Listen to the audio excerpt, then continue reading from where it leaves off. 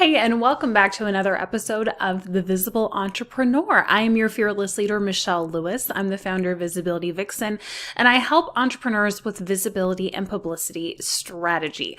After a history in Hollywood, this is my jam, and I absolutely love helping people figure out how to simplify their systems, skyrocket their visibility, launch their unique show strategy, and start landing press for their brand. So in today's episode, we're going to be chatting about social media content, an aspect of visibility a lot of entrepreneurs struggle with. So if you haven't been posting regularly, or your posts aren't getting engagement, or you feel like you can't take any time off, this is going to be the episode for you, because we're going to be chatting about how to break things down, how to plan it out, and most importantly, how to schedule it in advance so that you do have the time and flexibility to step back for a week or two, knowing that your social media will keep running. Ready? All right, so sometimes social media content can feel extremely confusing, right? It can feel, what am I supposed to post? When? What do I link to? How do I keep the engagement up? It can just feel like an endless vortex and like a merry-go-round that we can't jump off of. But the good news is, I think that getting more focus when it comes to paring down your social media topics will give you more clarity, and it will actually help your creative process. So I'm going to show you how to create social media content categories to soar your creativity, engage your audience, and set your post to schedule in advance. If you want to be able to read through this, watch the video, or listen to the podcast, you can find all of that information at visibilityvixen.com, where you can either jump over to the blog, podcast, or video channel. Alrighty? All right. So let's start at the beginning and look at what is a content category. Michelle, what are you talking about? What do you mean? How can I break things down? I find that this is a great place to start because a lot of my students come into, let's say, like the Visibility Lounge, and they don't necessarily have it really niched down to understand, okay, what I talk about publicly is in these specific categories. You can also call these business pillars or, categories or zone of genius or whatever. But my recommendation is to create 2 to 4 content categories and to name them. So if you're someone that talks about, let's say, I have a couple of students who are into human design. Well, maybe one of your aspects is the nitty gritty of that. Maybe another one is mindset. Maybe another one is manifestation. Those would be your 3 content categories. For me, I have 2, visibility and publicity. If you teach people how to get comfortable on camera, then your content categories might be video, live streaming, and tech. So I want you to take a second, write down what are your overarching content categories. You shouldn't have more than 4 because I can find that it just gets to be a little too much, but you can have anywhere between 2 to 4. So be sure to write those down. If you have your phone handy, shout me out on Instagram stories and let me know what those categories are. Would love to know if this brought you a little bit of clarity. So once you've done this, this is going to help you streamline your public content, because instead of sitting down and being like, oh, what do I write about? This is true of a blog, podcast, video, live stream. This is also true about just posting organically to social media. What am I supposed to talk about? And usually this is where the stress comes from because it's so overwhelming. Well, now that we've narrowed down your content categories, you sit down knowing that you're either going to be talking about topic 1, 2, 3, or 4. And that gives the brain a little bit of a break because it knows it only has to source creative ideas from a couple of categories. I know it might sound really basic, but if you haven't done this, please try it, because it really helps me to be able to figure out how I can be publishing new content every single week and it doesn't feel insanely stressful. So now that you've figured out what your content categories are, now you're going to move over into writing your engaging social media content, right? So I want you to be able to sit down and start writing, but I want you to do it in a way that's going to engage your audience. So how do we do this? Well, whenever I sit down to write about a certain subject, so let's say my content categories are visibility and publicity, right? So if I'm sitting down and going, okay, I'm going to write something about publicity, and maybe I'm going to write specifically about email pitching. Okay, well, if my topic is going to be email pitching, then I actually create 5 social media posts underneath that category of what I want to teach. And the reason for that is I don't want to just be randomly posting stuff on social media.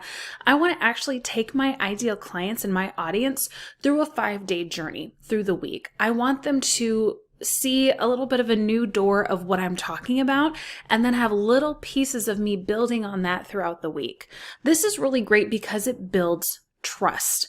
And this really makes them go, oh, I think I can really learn from her. I've implemented this for about a year now, and it's made such a big difference of people being able to trust me and see my credibility, especially on social media.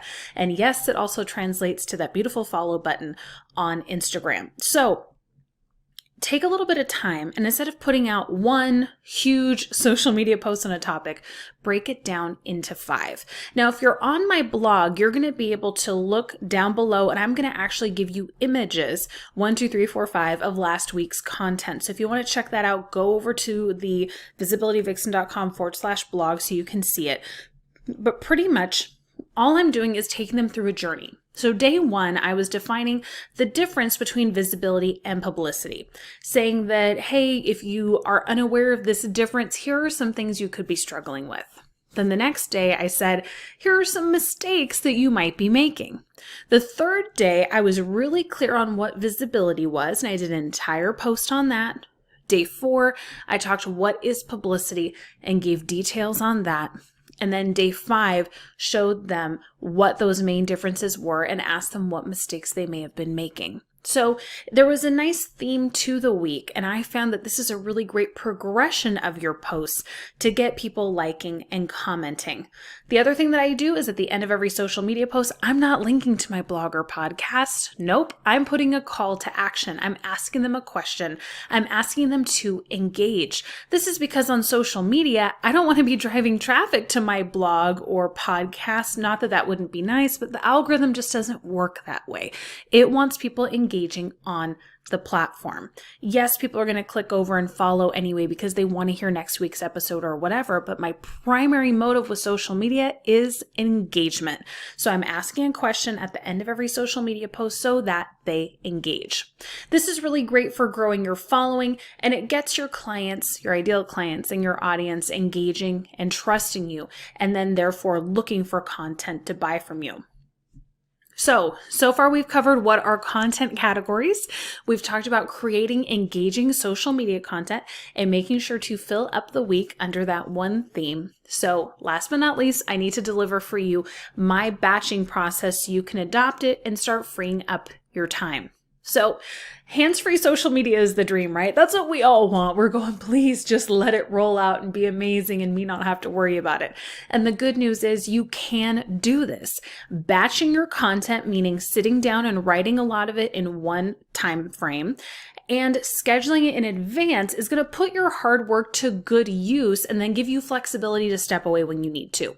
So I personally use a software called SocialBee in order to do this. You can use, whatever you want, whether it's Grum or Meet Edgar. You can do Hootsuite. It's just not going to let you recycle them like I'm going to teach you to do. And if you want a short link for that, I'm trying to find it for you here, to SocialBee, just give me a comment and I can send that to you just because there are a couple of incentives for signing up under my link. But what I like about SocialBee, which is what some other softwares do as well, is to get something that's going to let you keep a bank of posts, not a schedule once. This is something where you can actually build a content category and put 50, 100, 200 posts in there, like keeping it in a bank. So I give you a little bit of a walkthrough again in the blog of what this looks like, but what you're going to be doing is taking, for example, those 5 posts that we created just a few minutes ago, and you're going to be uploading them into this software to have them roll out Monday through Friday. What's great about that is you're doing it in advance, and all you have to do is wake up, check, your Facebook or your Instagram, your LinkedIn, your Twitter, and just engage. And the nice thing is if you have a software like this, it's actually going to have a bank of all of those posts. And once you get 3 months, 6 months, 9 months, a year down the line, no one's going to remember if 6 months from now, the content I just created cycles again, right? That's where the beauty comes in, because then you can take a week or 2 off and there's a huge bank of posts that in this case, SocialBee can pull from. That's what I've done. It is absolutely amazing. I can't talk to you about it enough because you know that you're putting your heart and soul into this content and it's able to get recycled.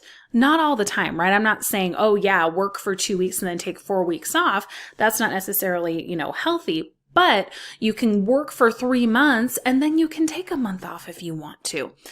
It enables you to have that freedom in case life happens. And I think a lot of the time we feel too much pressure to produce, that if we go through a couple of weeks where either we're really struggling or we're traveling or we just have zero creative input, we torture ourselves and then nothing gets published on our social. And, we struggle. So this is a way to avoid that by having this stored up in advance so it can just roll out for you. So for me, batching my social media posts and uploading them into a scheduler like this gives me the flexibility to take time off. So if that's something you've been looking to do, definitely start implementing it now. Like the holidays are coming up, right?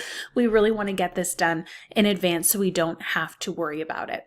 So that's what I wanted to teach you today, teach you a little bit about content categories and batching and then uploading and having those cycle for you. I hope that it's helped you get a little bit of clarity, have some creative ideas when it comes to social media, and help you feel like you don't have to keep doing the same thing over and over again. So I hope that seeing my process has helped you and inspired you. Remember, we have holidays coming up, and this means get on it, get working, get those things scheduled in advance, and that way you can enjoy your holiday season. If you're wanting more of a handheld strategy, if you want to learn from other entrepreneurs who are implementing this successfully in their businesses, please hop over to the Visibility Lounge. That is where I am there and other entrepreneurs are there learning, growing from each other, and I teach you this system step by step so that you can be more successful with less work. So if you're interested in that, just go to visibilitylounge.com and I would love to see you inside. Otherwise, good luck with this process. I hope it goes so well for you. I can't wait to hear your thoughts and I will see you next week.